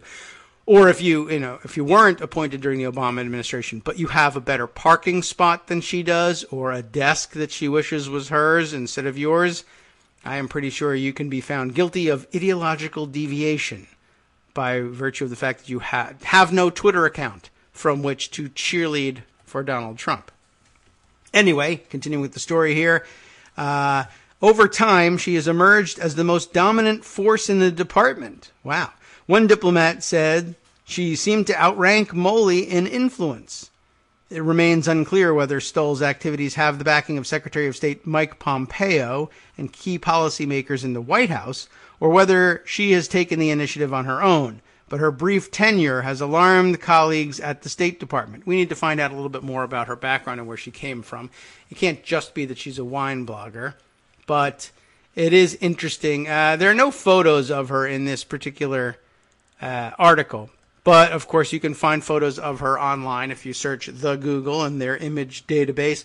And you will be astonished to find out that although she's nominally subordinate to Kevin Moley, but seems to outrank him in influence. And she came in, to say she was appointed in April, right? And then if Moley came in January, interestingly, I guess before she was even there, she was cheering his appointment on Twitter. And then she comes in and appears to have more pull than he does. And no one is sure to whom she reports, and Mike Pompeo is a latecomer to state as well. And she seems to be acting as though she has authority from the highest levels at the White House. And I guess it wouldn't stun you then to find out that she's a tall, thin, blonde, white lady. And one wonders whether she has some sort of previously existing relationship with the man at the top of the pyramid and all this. But we don't know for sure. We just know she appeared at the Department of State out of nowhere and appears to outrank all of her bosses and have a free hand in policing the ideology of American citizens throughout the State Department and international diplomatic ranks for some reason. It remains unclear whether Stoll's activities, right, like we said, have the backing of Secretary of State Pompeo, 3 deputy assistant secretaries of state in the Bureau, Molly Phee, Phee, the Bureau's principal deputy, Erin Barclay, and Nerissa Cook are said to be on the way out. Now that I look at the sentence, I can't tell whether Molly Phee or Erin Barclay are the Bureau's principal assistant deputy there. But okay. Some, though, may simply move to other bureaus at state, which will undermine any court claims they might make later on. Everyone is looking to bail, said one State Department official. Other officials said Moley and Stoll have impeded the Bureau's day-to-day work by keeping career officials out of some meetings with foreign counterparts, a break from accepted practice, and refraining from briefing them on the outcomes. So they couldn't do their jobs even if they wanted to. Officials have resorted in some case to asking foreign government officials about the results of the meetings with their own bosses. Stoll also requires that every directive issued by the office be reviewed by her first, causing a bureaucratic bottleneck and even stalling issues that appear to be priorities of the White House. But she's somehow able to get away with this. One wonders. According to 2 officials, she has stripped all references, this is interesting, stripped all references to international law and international order. She hates both law and order. From action items and memos coming from the International Organization Bureau. Now, International Organization Bureau would be chiefly, I think, interested in the maintenance of international law and international order, but she actually wants those topics stripped out, just like you find in, say, over at the EPA and elsewhere, the stripping out of all references to climate change or global warming in internal documents and external communications. And we heard similar stories from the Republican Party at various levels, both in the federal level and at state levels, stripping out things like that and any reference to social justice or the anything likely to trigger a Trump snowflake will be stripped out. So interesting that that's going on at state as well. I don't know if she thinks international law doesn't exist, if they just take out any reference to it, but that's not really how things work. Right, exactly. That is not how this works! That's true. It is not how this works, and you don't have to get that excited about it, Mary. Okay. Anyway, I have, in my entire federal career, this person says, never experienced anything at this level of chaos, and dysfunction.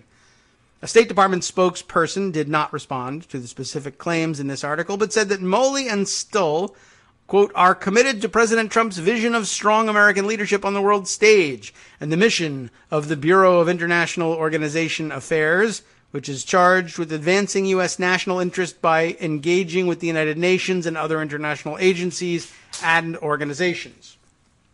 Secretary Pompeo has shown his full support for career staff at the State Department and at the Central Intelligence Agency, the spokesperson added.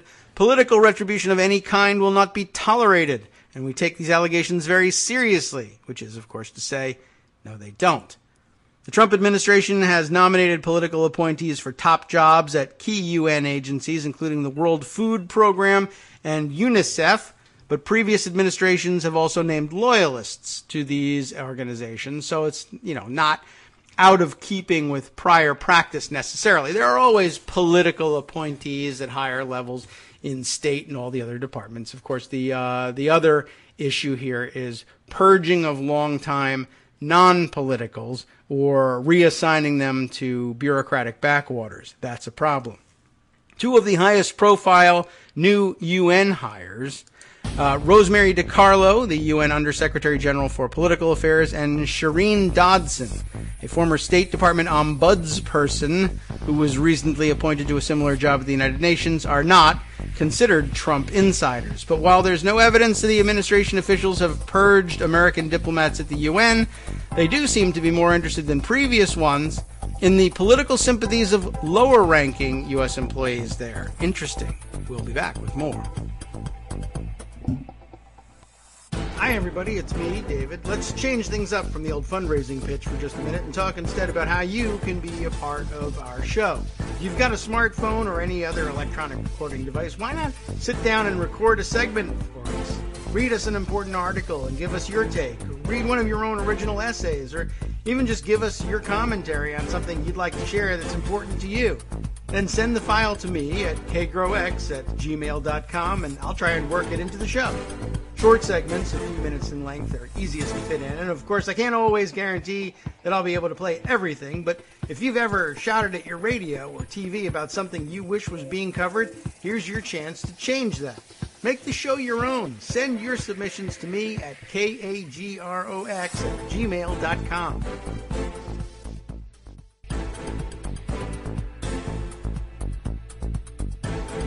Welcome back now to the Kagro in the Morning Show here on Netroots Radio. Fighting with the old mute button there for just a second. Let's wrap up with the foreign policy article here about Marie, maybe, Stoll, and what she's doing over at State. We left off just by noting that she seems to have a particular interest in rooting out the political sympathies of lower-ranking U.S. employees at the UN, which is curious. Normally, you would think you would want to maybe start at the top. Well, you know, I guess this is just one of those punch-down administrations, I guess, and I guess she figures she can pick on people and flex her muscles against the lower-ranking types and get away with it. I don't really know what the value of it is, but maybe it feels good to do. I have not tried it myself. The turmoil, pardon me, comes at a time when the Secretary is trying to boost morale at the State Department, which took a sharp plunge under his predecessor, Rex Tillerson. The exodus in the International Organization Bureau underscores the continuing struggles of career diplomats in an administration whose president has repeatedly shown disdain for traditional American policy. You could say that again if you wanted to. Stoll was largely unknown in diplomatic circles in Washington until her appointment in April. Her bio, we should probably take a look at that one, cites her work as a lobbyist in the food and beverage industry, which included work for the Grocery Manufacturers of America. More recently, she served as a senior fellow at American Opportunity, a Virginia-based conservative group affiliated with former Virginia Governor Jim Gilmore, who honestly should be irrelevant at this point, but whatever, there he is. She also previously worked for the Food and Agriculture Organization as a partnerships and outreach advisor. I don't think I am even familiar with what they do, actually. But, let's see. See if we can click over on that one and figure out what they're up to. Okay, let's see. Well, it's not opening very rapidly. Stoll's conservative, several diplomatic sources, though, said that she left the organization, the Food and Agriculture Organization. What?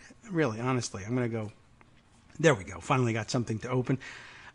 Several diplomatic sources said she left that organization on contentious terms, so it might be well worth looking into, perhaps. What is it? This has led me to Zoom Info, which I always view to be a spam site that tells you next to nothing. They are trying to sort of sell you profiles on people. What does it have to say about here she's listed partnerships and outreach advisor at FAO, 1 UN Plaza, New York City. So I think Food and Agriculture Organization, is that a UN body? I don't even know offhand. Let's see, there's a little bit of a description over here. To meet the demand, company description, it says here. Interesting. And it's listed under charitable organizations and foundations to meet the demands posed by major global trends in agriculture development and challenges faced by member nations, so I guess a UN affiliated organization. FAO, not FAO Schwartz, but FAO, has identified key priorities on which it is best placed to intervene. This is a terrible description, but indicative of bureaucratic nonsense the world over, I guess. This tells me nothing, but I guess I guess they're trying to hint at I should really just Google it, because Zoom info is horrible, and I don't think it's ever informed me about anything accurately that was worth knowing, quite honestly. Let's type that in. Food and Agriculture Organization. There we are. Google finishes it up for me. Is there like a Wikipedia type entry on this? There we are. The FAO of the United Nations is a specialized agency of the UN that leads international efforts to defeat hunger, which is probably what we would have guessed if we had really just been stuck without anything. But interesting. So I'm sure she did nothing to help there. Partnerships outreach. All right, well, we'll look at the rest of her background later after we finish this article.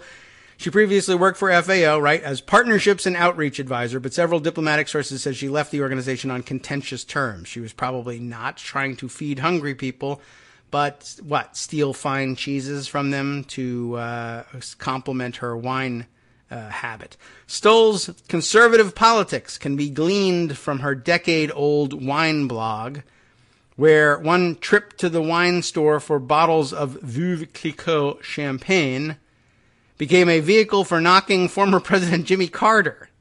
Super relevant thing to do when you're going to the wine store. And promoting the expansion of oil drilling sites in the United States, also great for wine. On her Twitter feed, Stoll has criticized the UN as bloated and biased, dismissed the UN Human Rights Council as an abject failure, and derided UNESCO, the organization that supports international education, culture, and history, as the UN's seedy underbelly. Maybe, but who cares? She's wrong because blah, blah, blah. Because she's a wine blogger, really. She has also said the budget for Special Counsel Robert Mueller's investigation into Russian meddling in the 2016 U.S. election would be better spent on storm victims in Texas and Florida.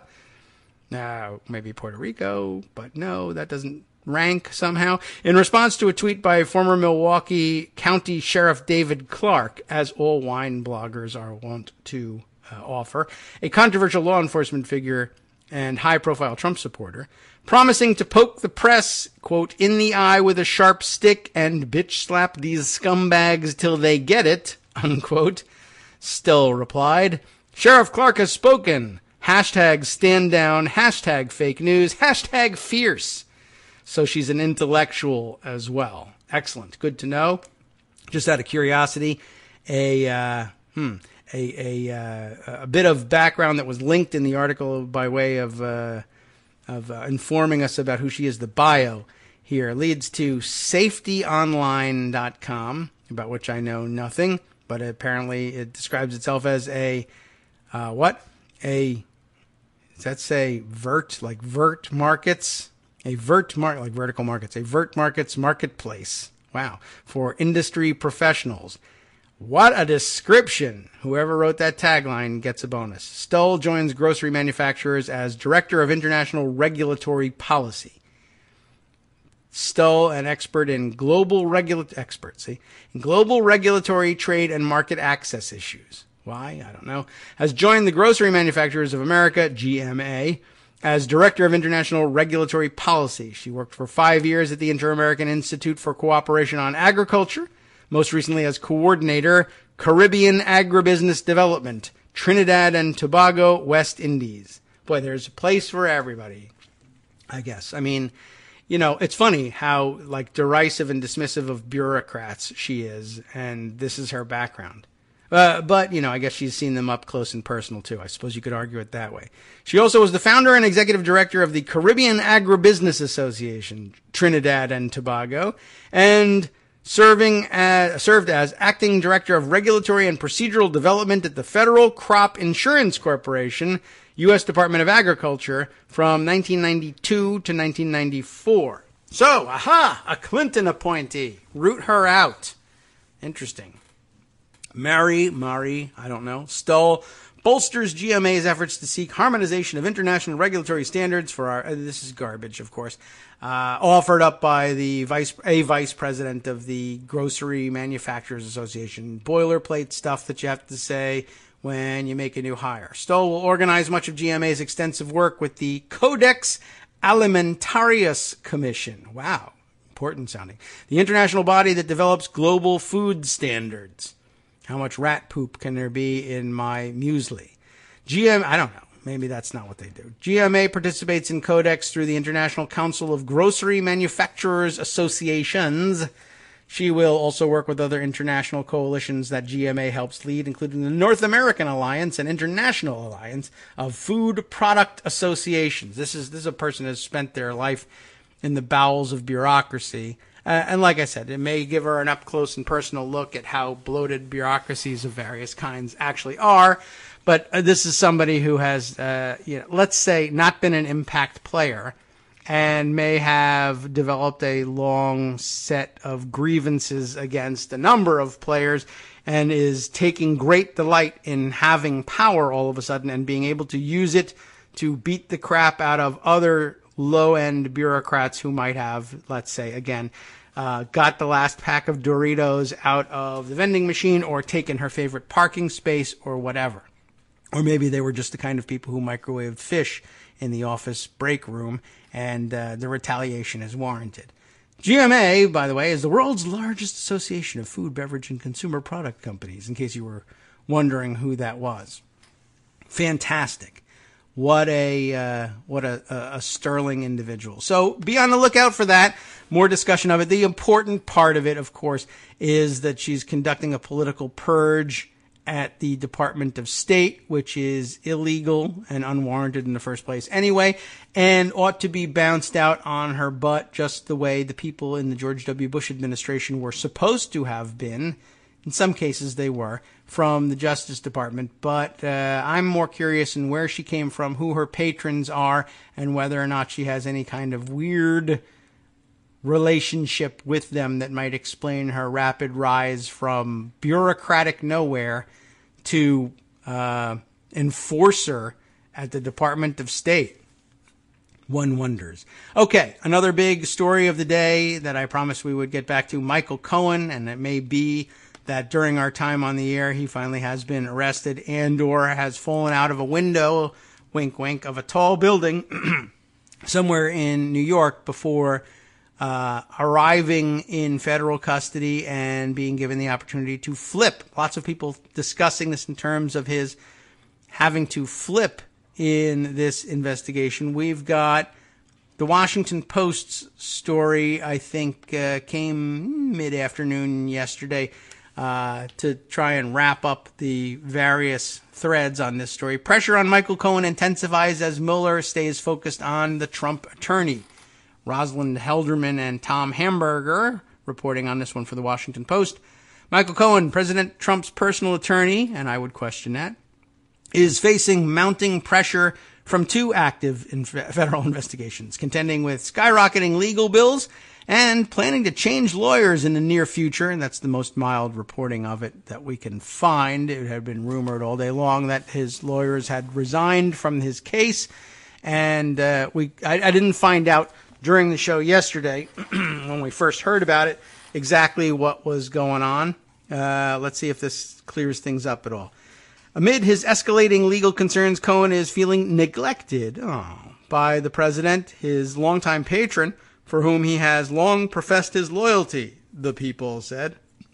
And here, I guess we mean people familiar with the situation. That's the only identifier we get on that. We're not sure what kind of sources they are. Not we, the people of the United States, is referred to in the Constitution, but probably the better part of them would like to see him go anyway.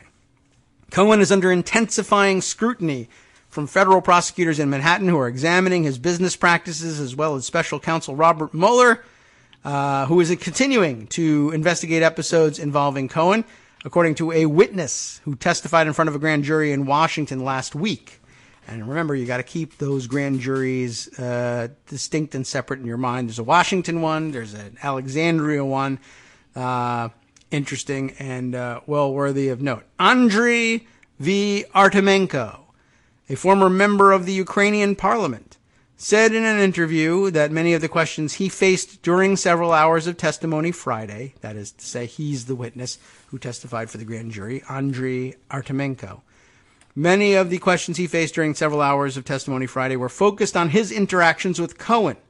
Artemenko met with Cohen in January 2017. Remember this? To discuss a back-channel peace initiative from Ukraine. This is important. I realize that Michael Cohen is a target of special interest to Mueller, Artemenko told the Washington Post this week, days after he was questioned. A spokesman for Mueller declined to comment. The special counsel's ongoing questions about Cohen's activities indicate that Mueller remains intently focused on Trump's attorney, even after referring a separate probe into Cohen's business practices to federal prosecutors in Manhattan months ago. Remember this? It went to the Southern District of New York. Not this part of the investigation. This part Mueller has retained. The dual investigations, therefore, of Cohen are fueling anxiety inside the White House. After working for a decade as Trump's personal attorney, Cohen has extensive knowledge of the president's personal dealings and the Trump family business. The president's allies are worried that prosecutors in Manhattan are attempting to build a criminal case against Cohen to push him to cooperate with the special counsel probe, a prospect they see as potentially dire. For his part, the Trump attorney has been frustrated by the lack of outreach by the president, whom Cohen has vowed to defend, according to people with knowledge of the situation.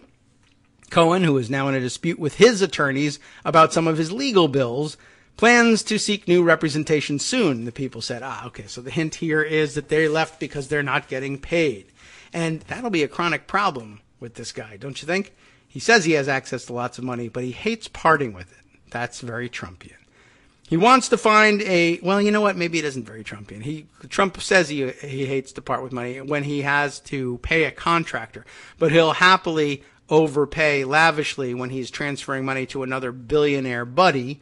And that's because, that's the way those guys work. They love handing one another large checks. It's working people to whom the whole stuff, remember the whole theory is that it's all supposed to trickle down. They hate having it trickle down.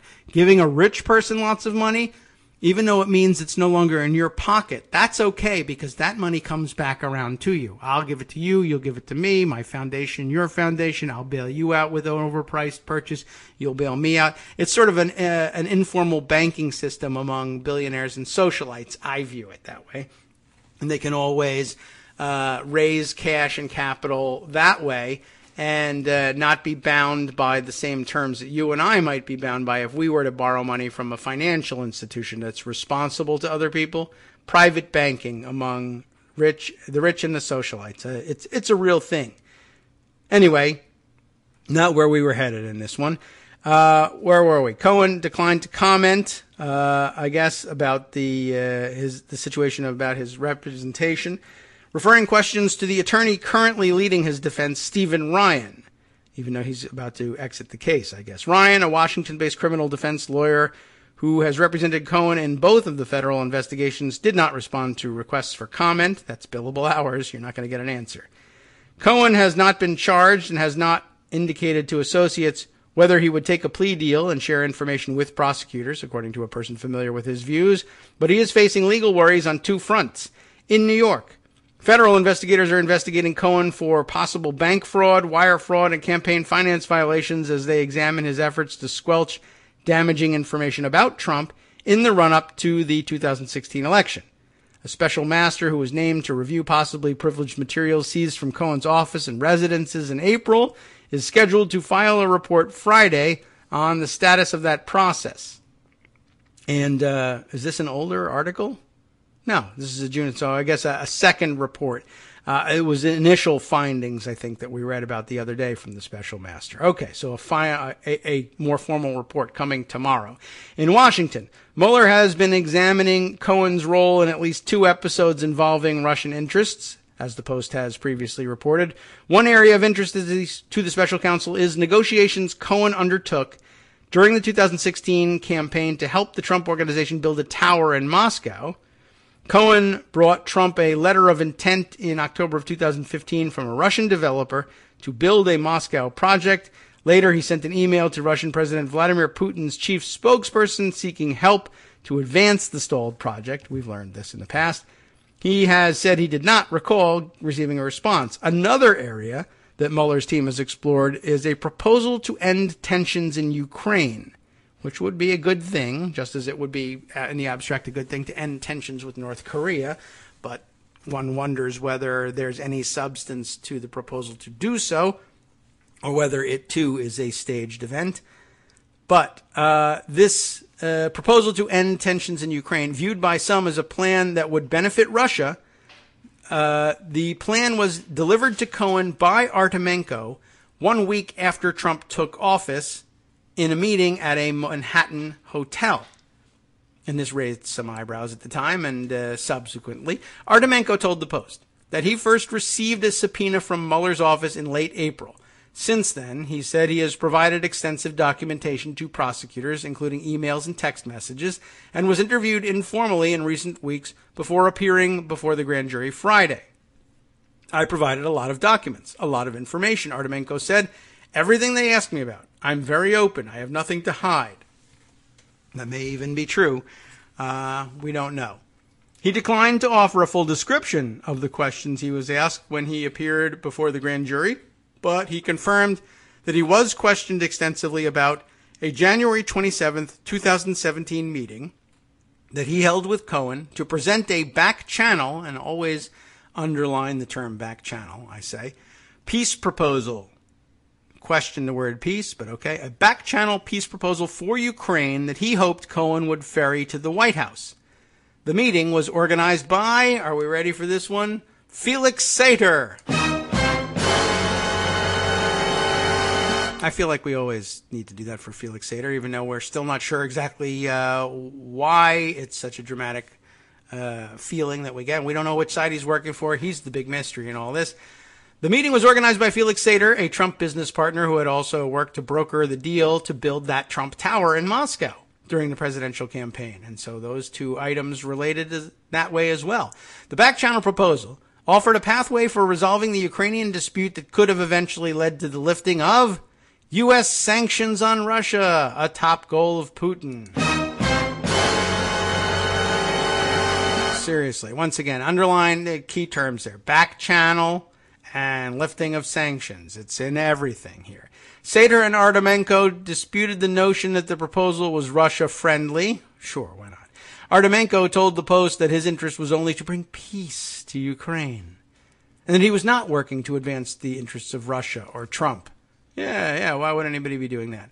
Artemenko, Cohen, and Sater have offered divergent public accounts of their brief meeting. Sater said he gave the plan to Cohen in a sealed envelope. Sater told the Post last year that Cohen said at the time that he would pass the plan to then National Security Advisor Michael Flynn, who's a spy, but that Flynn was ousted before he could do so. And that was pretty fast, wasn't it? I was with Artemenko when Michael told us that he would pass it along to Flynn. But I did not know that he did that for a fact, Sater said in an interview Wednesday. The New York Times has reported that Cohen told the news outlet that he took it to Washington and left it in Flynn's office days before Flynn was fired. But in interviews last year with the Post, Cohen called that account fake news and denied that he gave the proposal to Flynn or that he had ever said he had done so. Sure, why not? Instead, Cohen told the Post he threw away the unopened envelope in a trash can at his New York apartment. I never looked at it, Cohen said. I never turned it over to anyone.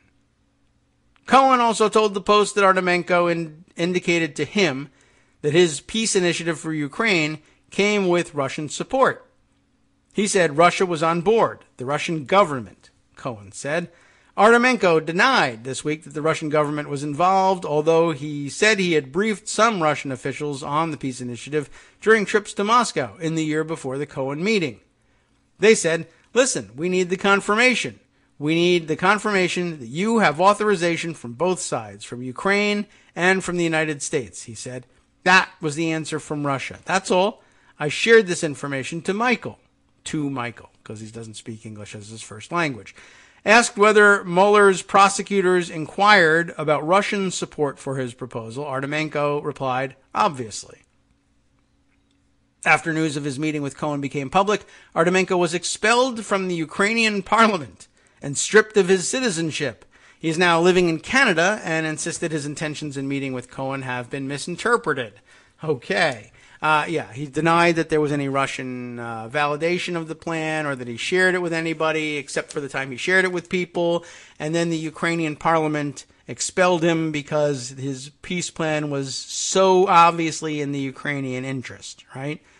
After news with his meeting of Cohen became public, he was expelled from the Ukrainian parliament, stripped of his citizenship on top of it all. My destiny, my main goal is to bring peace to Ukraine, he said. And again, there's another term we ought to look out for. Anytime they mention that they want to bring peace to something, and I'm sure that they do, but this goes back to the wider and more theoretical discussions we had the other day about what does it mean, that what's going on here. Just surrender to Russia and call it world peace.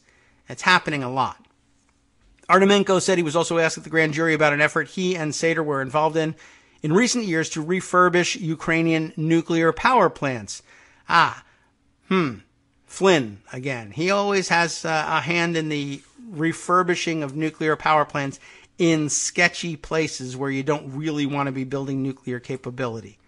Interesting. Artemenko said he met repeatedly with U.S. officials, including members of Congress, to promote the proposal in Washington. The meetings, he said, were set up by, remember this name that we dropped at the end of last week, was it? Or maybe the week before? Kurt Weldon, a Republican former congressman from Pennsylvania. Artemenko said the proposal did not involve members of the Trump administration. There weren't any yet. Weldon did not respond to requests for comment. Sater, who tried to arrange financing for the project. Which one? The building or the nuclear power plants? What? Said he was not involved in the lobbying. He said he shared all he knew about the plan with government investigators months ago, but declined to say whether he spoke to Mueller's office. It's hard to say what he's talking about here. I guess we are on a nuclear power plant. How interesting. Sater tried to arrange financing for that? I don't think we knew that. He said the nuclear power plant would have been a blow to Russia because it would have provided independent power to neighboring states that had been dependent on Russian energy sources. Since this was an anti-Russia energy development proposal, it was no surprise to me that U.S. officials would support this project, Sater said. An interesting twist on things. Sater, I think, is the most competent con man of this bunch, I must say. He's at least had some success in fooling the FBI before, if that's what it is. I don't know. He is a bit of a mystery. All right. Well, that about wraps it up in terms of things we have time to cover. Although I will note for the record that there is other information involving Michael Cohen and some other developments on the other side of the pond, as we like to say, over in the UK. And just wanted to sort of tie those events together. We did note that Carol Cadwalader was pointing out that the things were really heating up on the other side there. CNN has this report. British political operatives met with Russian ambassador days after Trump visit. It sort of provides some connective tissue here. 2 British political operatives were in regular contact with the Russian ambassador in London while they campaigned for and met with Donald Trump in the United States in 2016. A review of emails and social media posts show. You remember that Carol was pointing to Aaron Banks and Andy Wigmore, prominent figures in the 2016 campaign for the United Kingdom to leave the European Union. Banks' donation of more than £8 million, that would be nearly $11 million, to the pro-Brexit campaign is the subject of a probe by the country's electoral commission amid concerns of Russian interference. After successfully campaigning for Brexit in June, the men's attention appeared to turn to the United States. In August of 2016, Banks and Wigmore attended a Trump rally in Mississippi with Nigel Farage from the UK Independence Party, or UKIP for short. Farage spoke at the event and was introduced by then-candidate Trump as, quote, the man behind Brexit, even though Trump probably considered himself, oddly enough, to be the man behind Brexit. Social media posts show the men traveled to Las Vegas for the final presidential debate in October of 2016, and Banks told CNN he also attended a Trump event in St. Louis. So well-traveled on behalf of Donald Trump, these guys who really should not have honestly had anything to do with our election whatsoever. And lots more in that article. And I recommend it to you. Just want to put it on the record for today. And, of course, they also had their own now infamous Trump Tower meeting, because all the bad things were going on inside Trump Tower, which reminds me, as we begin the play in the initial rounds of the World Cup, that, yes, it was Kagro in the Morning that brought you information as far back as June 2015, connecting FIFA corruption, Russian mobsterism, and Trump Tower, the Mos Eisley of Earth, and reminding you that several of the corrupt individuals inside the FIFA organization who may, in fact, have been steered by bribes to award this very World Cup to Russia, which really has no soccer tradition and no sports infrastructure to speak of, but would love, nonetheless, to skim profits from such a large event to Russia, despite the fact that England, the UK, those folks that we're just talking about a minute ago, were interested in hosting the games and, in fact, do have both a tremendous soccer tradition, as you know, and a tremendous soccer infrastructure as well, but they somehow lost to the otherwise inexperienced and inexplicable Russian Federation instead. How weird. We've been telling the story From for Daily so long. Co's Radio on networksradio.com. You have been listening to the Kagro in the Morning Show with David Waldman. Stay tuned now when Justice Putnam brings you the West Coast Cookbook and Speakeasy. Kellyanne Conway tells Fox and Friends, who cares if we made a propaganda film everybody thought came from North Korea? And Ajit Pai's FCC plans a rule change before the courts can upend the Sinclair bid for Time Warner. That on top of the net neutrality mess and more after this.